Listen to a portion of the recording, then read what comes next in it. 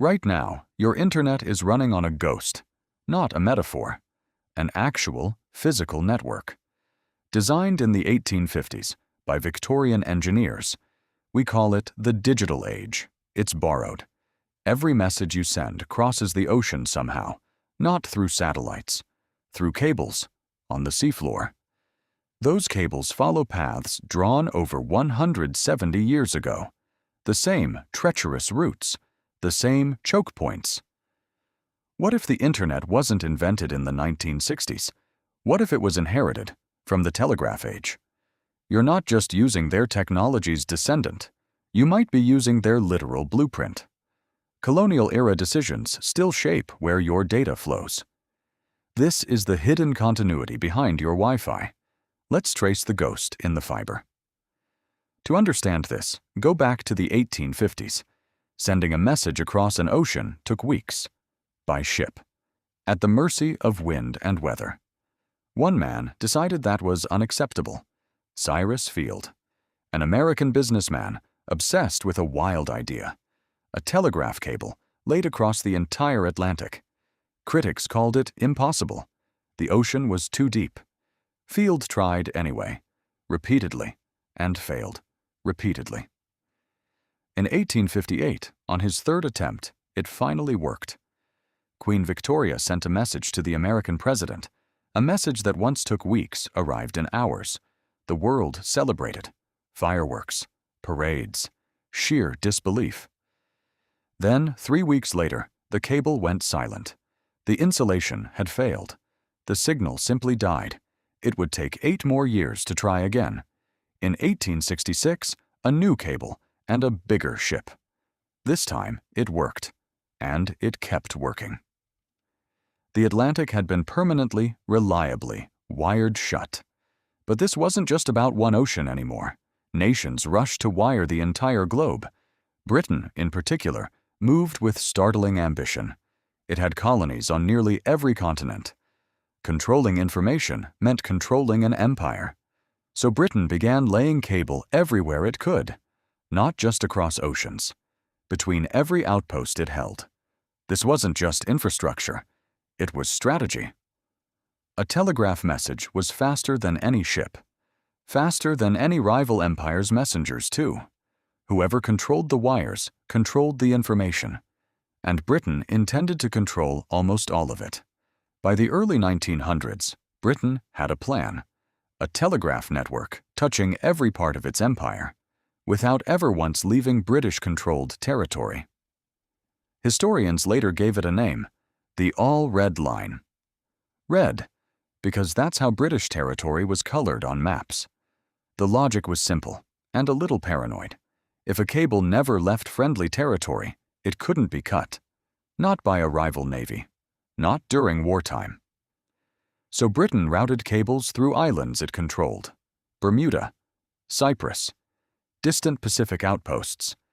Places chosen not for convenience, but for control. Small islands suddenly became global choke points. Every signal passing through, whether it needed to or not. This wasn't really about connecting places efficiently. It was about connecting them safely, for one empire. The result was a network shaped entirely by politics, not by the shortest distance, not by pure logic, by treaties, territories, and imperial anxiety.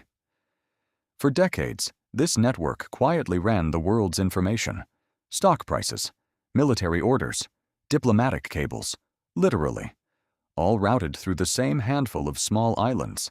Empires eventually faded. Colonies became independent nations. But something strange happened to the cables themselves. They mostly stayed exactly where they were, because moving physical infrastructure is expensive, difficult, slow, easier to just keep using what already existed. So the routes survived long after the empire didn't. And that's where our story gets genuinely strange. Fast forward to today, the year 2026. Nobody uses copper telegraph wire anymore. Modern cables are fiber-optic, carrying light, not electricity. They move unimaginable amounts of data every second.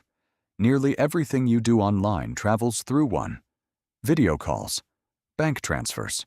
This very video, most likely. Over 99% of intercontinental data travels this way, not through satellites, through cables lying on the seafloor. So where exactly do modern engineers lay these cables? You'd expect brand new routes, modern surveying, fresh paths. In many cases, that's not what happens at all. Engineers often follow routes already mapped, decades or centuries ago.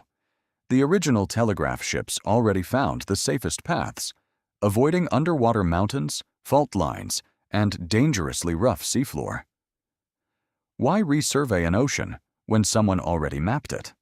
So new fiber cables get laid along old telegraph paths, sometimes almost exactly overlapping century-old cable routes, and it doesn't stop at the open ocean. Cables need somewhere to physically come ashore. Those landing points require permits, land, and infrastructure.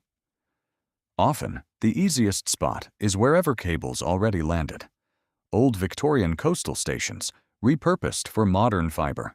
Some landing sites sit almost exactly where telegraph stations stood. The ghosts of 19th century engineers still choosing your data's path. And those old colonial choke points? Many are still choke points. Certain narrow straits and small islands still funnel enormous traffic. Not because of empire anymore, but because geography never changed. The Suez region is still a critical global data corridor. Singapore is still one of the world's great cable hubs. Both were critical telegraph and shipping choke points too once. It's a genuinely haunting kind of continuity. A network built for empires, quietly running our entire digital world. Every video you stream, every message you send, tracing paths first drawn before electric light existed. That's the ghost hiding inside your fiber connection. Now it's tempting to call this one unbroken system. The same network, just upgraded, generation after generation. That's a great story. It's also not quite accurate. Let's be precise about what actually continued and what didn't. The physical geography really did carry forward in many places. Cable routes, landing zones, and key choke points genuinely inherited. But the internet itself wasn't built from telegraph technology. Telegraphs sent simple pulses, on or off, dot or dash. The modern internet runs on something completely different, packet switching, a concept developed independently in the 1960s and 70s by computer scientists solving a totally different problem, routing tiny packets of data across many possible paths. No Victorian engineer designed that system. Nobody even imagined it. So this isn't really one continuous invention, technologically.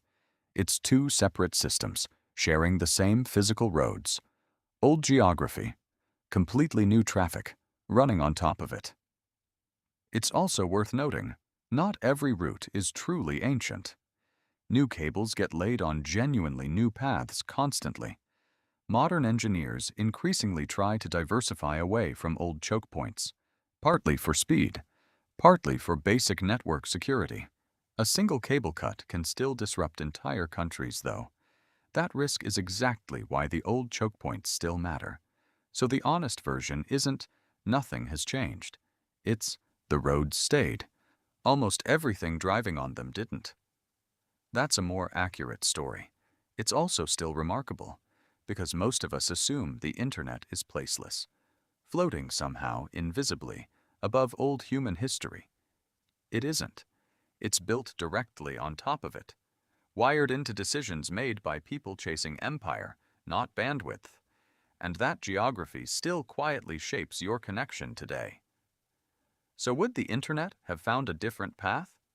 Almost certainly, some of it. New routes do get built. Would it have escaped this old geography completely? Probably not. Physics and geology don't care about decades. The safest ocean paths stay the safest ocean paths, whether it's 1858 or 2026. Somewhere, right now, a message you sent is traveling, along a route first tested by a Victorian steamship, through a choke point first chosen for an empire's safety, landing at a station built for a wire, not fiber. The Internet feels new. Its bones are genuinely ancient. This is Oviora. Keep wondering.